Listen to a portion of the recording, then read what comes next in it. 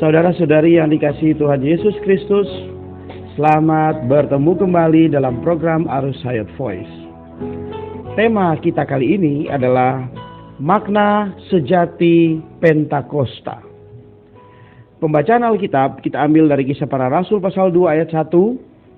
Ketika tiba hari Pentakosta, semua orang percaya berkumpul di satu tempat.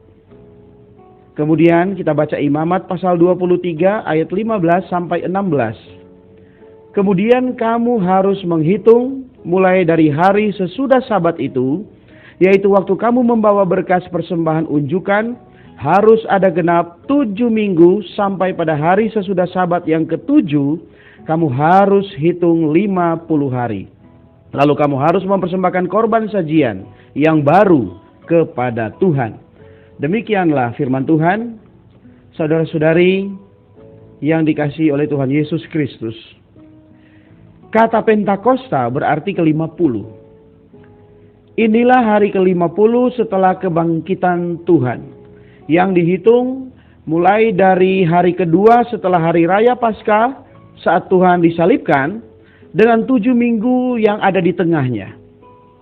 Ini adalah penggenapan hari raya 7 minggu yang juga disebut Hari Raya Menuai, yang dihitung mulai dari hari persembahan seberkas tuaian yang pertama yang matang lebih dulu sampai pada hari setelah Sabat yang ke-7. Berkas tuaian yang pertama dipersembahkan kepada Allah, itu melambangkan Kristus yang bangkit, yang dipersembahkan kepada Allah pada hari kebangkitannya, yaitu sehari setelah hari Sabat. Sejak hari itu sampai hari Pentakosta itu tepat 50 hari. Hari Raya Menuai melambangkan kenikmatan atas hasil berlimpah yang dibawakan oleh Kristus yang bangkit. Hasil berlimpah ini adalah roh yang Allah muhid dari Allah Tritunggal, yang telah melalui proses, yaitu berkat Injil yang Ia berikan kepada umat pilihannya, supaya mereka bisa menikmati Kristus yang al-muhid sebagai tanah permai mereka.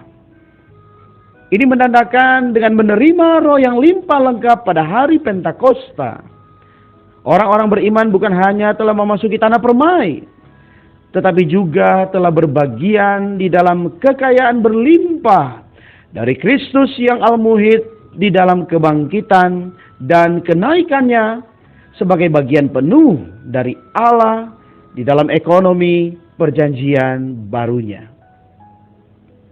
Pentakosta sangat erat hubungannya dengan tuaian. Penuaian hasil yang kaya dari tanah permai itu. Menurut Imamat pasal 23, berkas hasil yang pertama dari penuaian itu dipersembahkan kepada Tuhan sebagai persembahan unjukan pada hari sesudah Sabat. Nah, di dalam perjanjian lama, ketika tuaian itu dituai, seberkas hasil yang pertama dari tuaian itu dipersembahkan kepada Allah.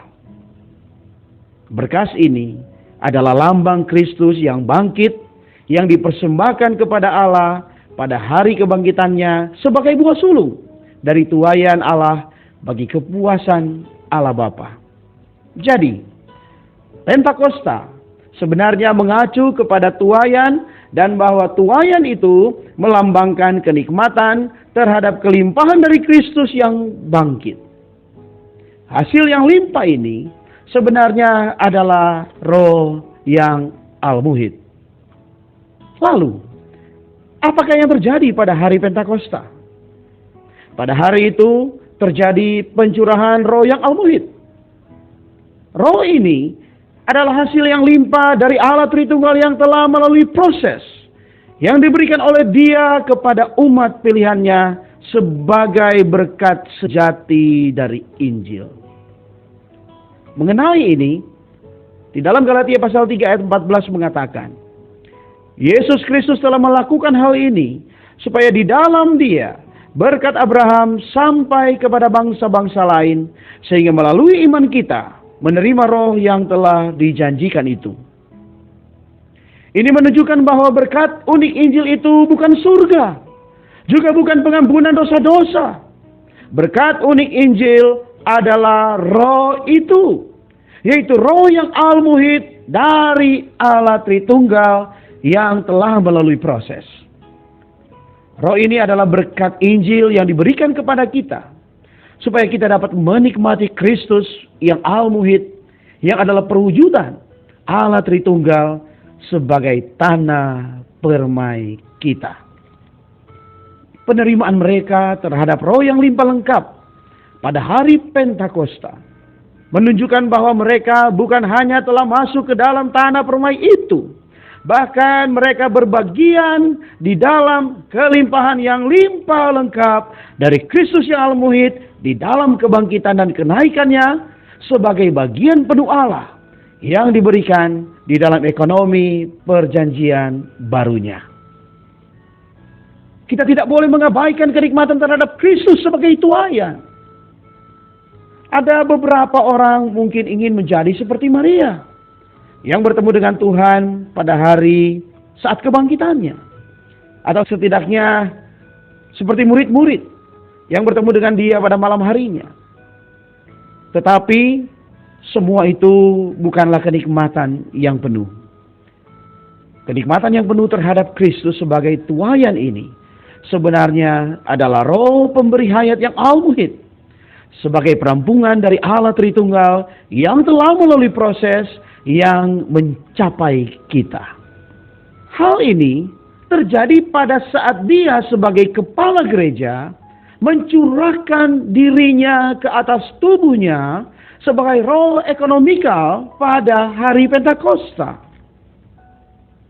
Kesimpulannya, ketika roh ekonomikal dicurahkan ke atas tubuh Kristus pada hari Pentakosta, kenikmatan terhadap Kristus itu menjadi limpah lengkap sebagaimana yang dikatakan Paulus di dalam Filipi pasal 1 ayat 19, yakni suplai yang limpah lengkap dari roh Yesus Kristus. Dan roh ini adalah berkat Injil. Dan berkat Injil ini adalah Allah Tritunggal yang telah melalui proses untuk menjadi roh pemberi hayat yang al-muhid yang mencapai semua kaum beriman. Inilah kenikmatan yang limpah lengkap terhadap Kristus di dalam kenaikannya, dan inilah makna yang sejati dari Pentakosta. Oh, haleluya. Amin. Mari kita berdoa. Tuhan Yesus, kami mengucap syukur karena Engkau telah mencurahkan dirimu sebagai roh pemberi hayat yang al-muhid.